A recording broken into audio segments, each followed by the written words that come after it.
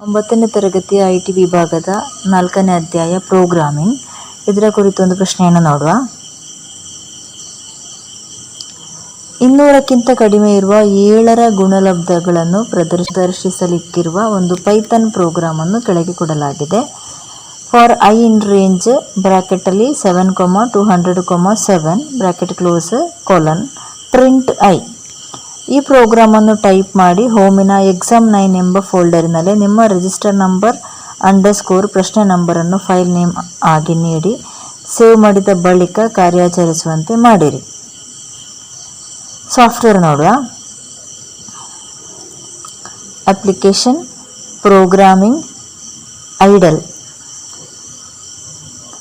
ಇಲ್ಲಿ Python shell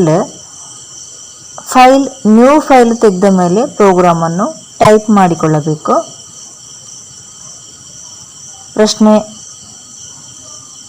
ಪ್ರಶ್ನೆಯನ್ನು ಬದಿಗಿಟ್ಟು ಪ್ರೋಗ್ರಾಮನ್ನು ಟೈಪ್ ಮಾಡುವ.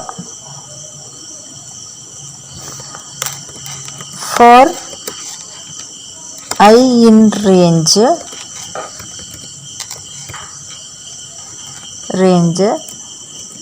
7, 200, 7 ಬ್ರಾಕೆಟ್ ಕ್ಲೋಸ್ ಕೊಲನ್ ಎಂಟರ್.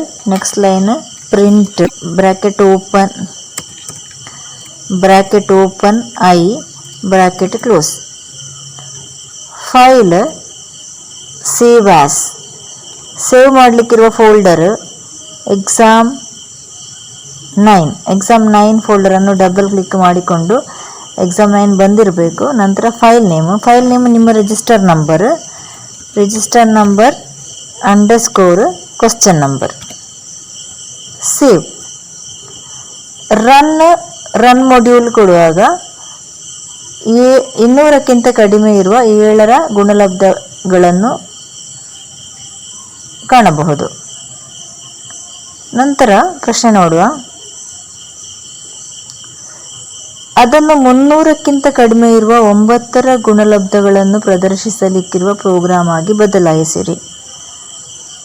ನೋಡುವ. ಇಲ್ಲಿ ಪೈಥಾನ್ ಶೆಲ್ ಕ್ಲೋಸ್ ಮಾಡಿ ನಾವು ಟೈಪ್ ಮಾಡಿದ ಪ್ರೋಗ್ರಾಮಲ್ಲಿ 7ರ ಬದಲು 9, ಅದೇ ರೀತಿ 200ರ ಬದಲು 300, 300. ನಂತರ ಇಲ್ಲಿ 9ರಾಗಿ ಇನ್ಕ್ರಿಮೆಂಟ್ ಆಗಬೇಕು. ಪುನಃ ಫೈಲ್ ಸೇವ್ ಆಸ್ ಕೊಡಬೇಕಂತ ಇಲ್ಲ, ಸೇವ್